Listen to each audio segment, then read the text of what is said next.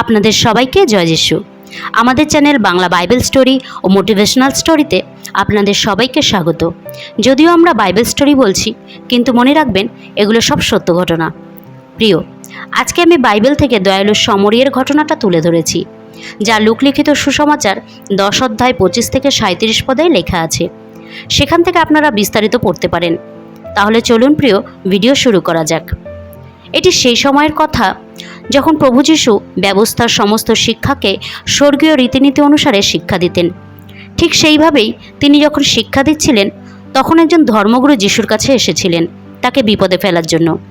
তিনি এসে যীশুকে জিজ্ঞাসা করলেন, হে গুরু, কি করলে আমি অনন্ত জীবনের অধিকারী হইব? যীশু তাকে জিজ্ঞাসা করলেন, আমাদের পবিত্র শাস্ত্র কি বলে? তুমি কি বুঝেছ?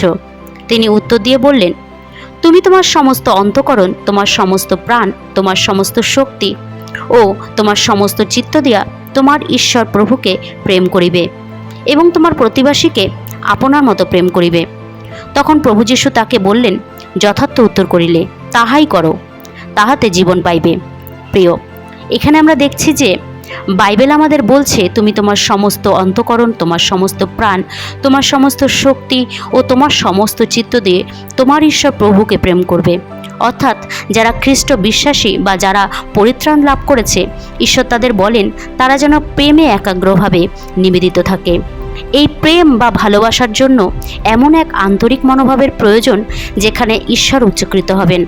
পৃথিবীতে লোকেরা তার সম্মান ও তার ইচ্ছা পালনের জন্য সত্যিকারের আকাঙ্ক্ষিত হবে। যারা প্রকৃত অর্থে ঈশ্বরকে ভালোবাসেন তারা তার দুঃখভোগের ভাগী হতে ইচ্ছুক থাকবেন, তার রাজ্যের প্রসার ঘটবে এবং তার ধার্মিকতায় জীবনযাপন করবেন। আর তার জন্য ঈশ্বরের প্রতি লোকদের ভালোবাসা হতে হবে সম্পূর্ণ আন্তরিক। ঈশ্বরের প্রতি ভালোবাসার মধ্যে যে যে বিষয়গুলি থাকা উচিত সেগুলি হলো ব্যক্তিগত আনুগত্য ও তার প্রতি বাধ্যতা। আমরা যে তার পুত্রত্ব লাভ করেছি সেজন্য তার প্রতি অবিচল আনুগত্য প্রকাশ করা, আমাদের অঙ্গীকারের প্রতি বিশ্বস্ততা এবং তার প্রতি নিবেদিত থাকা, তার প্রতি নির্ভরতা থাকা এবং তার ধার্মিকতা অনুসারে জীবনযাপন করা। এছাড়াও ঈশ্বরের উপস্থিতি ও তার সহভাগিতার প্রত্যাশা করা। প্রিয়, ঈশ্বরের সন্তান হিসাবে আমাদের কর্তব্য আমাদের প্রতিবাসীকে নিজের মতন প্রেম করা। এমনকি পবিত্র বাইবেলে শত্রুকেও ভালোবাসতে বলা হয়েছে। প্রিয়, ঈশ্বরকে ভালোবাসা হচ্ছে মহৎ এবং প্রথম আজ্ঞা। সুতরাং অন্য লোকদের ভালোবাসতে গিয়ে ঈশ্বরের পবিত্রতা, তার ইচ্ছা এবং শাস্ত্রের মান এগুলো কোনোটার সাথেই আপোষ করা চলবে না। এরপর আমরা দেখি প্রিয়, কিন্তু সে আপনাকে নির্দোষ দেখাইবার ইচ্ছায় যীশুকে বলিল, ভালো, আমার প্রতিবেশী কে? এই কথা লইয়া যীশু বলিলেন, এক ব্যক্তি জেরুজালেম হইতে যিরিহোতে নামিয়া যাইতেছিল। এমন সময় দস্যু দলের হস্তে পড়িল। তাহারা তাহার বস্ত্র খুলিয়া লইল এবং তাহাকে আঘাত করিয়া আধমরা ফেলিয়া চলিয়া গেল। ঘটনাক্রমে একজন যাজক সেই পথ দিয়ে নামিয়া যাইতেছিল। সে তাহাকে দেখিয়া এক পার্শ্ব দিয়া চলিয়া গেল। পরে সেইরূপ একজন লেবীও সেই স্থানে আসিয়া দেখিয়া এক পার্শ্ব দিয়া চলিয়া গেল।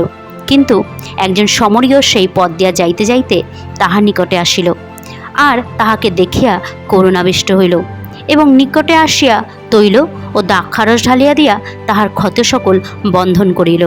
পরে আপন পশুর উপরে তাহাকে বসাইয়া এক পান্থশালায় লইয়া গিয়া তাহার প্রতি যত্ন করিল। পরদিবসে 2টি সিকি বাহির করিয়া পান্থশালার কর্তাকে দিয়া বলিল, এই ব্যক্তির প্রতি যত্ন করিও। অধিক যাহা কিছু ব্যয় হয় আমি যখন ফিরিয়া আইসি তখন পরিশোধ করিব। তোমার কেমন বোধ হয়, এই 3 জনের মধ্যে কে ওই দস্যুর হস্তে পতিত ব্যক্তির প্রতিবাসী হইয়া উঠিল? সে কহিল, যে ব্যক্তি তাহার প্রতি দয়া করিল সেই। তখন যীশু তাহাকে বলিলেন, যাও, তুমিও সেইরূপ করো। প্রিয়, প্রভু যীশু এই দৃষ্টান্তে সবার প্রথমে একজন যাজক এবং তারপর একজন লেবীয়র উদাহরণ দিয়েছেন। কারণ যাজক এবং লেবীয়রা ছিল ঈশ্বরের পুরোহিত, আর তাদের কাজ ছিল ঈশ্বর এবং মানুষের মধ্যে সম্পর্ক স্থাপন করা।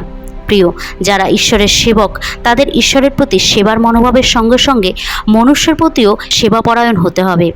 কিন্তু এই দৃষ্টান্তে যাজক এবং লেবীয় তারা কেউই সেই আঘাতপ্রাপ্ত ব্যক্তির প্রতি সুহৃদয় ছিল না। অর্থাৎ তারা ঈশ্বরের সেবা তো করত, কিন্তু মানুষের সেবা করতে নারাজ। অর্থাৎ তাদের ধর্মকর্ম লোক দেখানোই ছিল। প্রিয়, আজ আমাদের মধ্যেও এরকম অনেক লোক রয়েছে যারা ঈশ্বরের সেবা করবে বলে দাবি করে, কিন্তু তাদের হৃদয়ে মানুষের প্রতি সেবার কোনো মনোভাব নেই। অন্যের প্রয়োজন, অন্যের দুঃখ কষ্টের প্রতি তারা সচেতন নয়। তারা খ্রিস্টকে গ্রহণ করেছে বা অনন্ত জীবন লাভ করেছে বলে, কিন্তু এই বিষয়ে নিশ্চয়তা নেই। শুধুমাত্র নিজেদের খ্রিস্টান বলে পরিচয় দেয়, কিন্তু খ্রিস্টের আজ্ঞা পালনে অনাগ্রহী। প্রিয়, এখানে যে শবরীর কথা বলা হয়েছে তিনি হলেন আমাদের প্রভু যীশু, যিনি আমাদের সমস্ত ক্ষত অর্থাৎ পাপকে ঢাকা দেওয়ার জন্য নিজেকে দিয়ে দিয়েছেন। এই শমরীয়ের মতোই তিনি আমাদের প্রতি করুণা করেছেন, আমাদের ভালোবেসেছেন। প্রকৃত সেবকের পরিচয় হলো তিনি, যিনি সেবার মনোভাব নিয়ে লোকের সেবা করবে। মার্ক 10:45 প্রভু যীশু বলেছেন, আমি সেবা পাইতে আসিনি, কিন্তু সেবা করিতে আসিয়াছি, এবং অনেকের পরিবর্তে আপন প্রাণ মুক্তির মূল্যরূপে দিতে আসিয়াছি। প্রিয়, এই দৃষ্টান্তে যে প্রকৃত সত্যটির প্রতি গুরুত্ব দেওয়া হয়েছে তা হলো প্রকৃত বিশ্বাস ও খ্রিস্টের বাধ্যতার মধ্যে অপরের প্রতি সহানুভূতি, যত্ন ও সেবার মনোভাব থাকতে হবে। ঈশ্বরকে ভালোবাসার আহ্বানের সঙ্গে সঙ্গে অন্যকেও ভালোবাসার আহ্বান দেওয়া হয়েছে। যে নতুন জীবন ও অনুগ্রহ খ্রিস্ট আমাদের দিয়ে থাকেন তা দুঃখার্ত ও পীড়িত লোকদের জন্য আমাদের অন্তরে করুণা, মমতা ও ভালোবাসার সৃষ্টি করে। বিশ্বাসীদের হৃদয়ে ঈশ্বরের ভালোবাসা বাস করে। তারা যেন সেই অনুসারে কাজ করে এবং নিজেদের হৃদয় শক্ত না করে। আশা করছি প্রিয়, এই ভিডিও দ্বারা আপনারা আশীর্বাদ পেয়েছেন। ভিডিও ভালো লাগলে লাইক করবেন, শেয়ার করবেন। পরবর্তী আরেকটা নতুন ভিডিও নিয়ে আপনাদের সঙ্গে কথা হবে। ততক্ষণের জন্য আপনাদের সবাইকে জয় যিশু।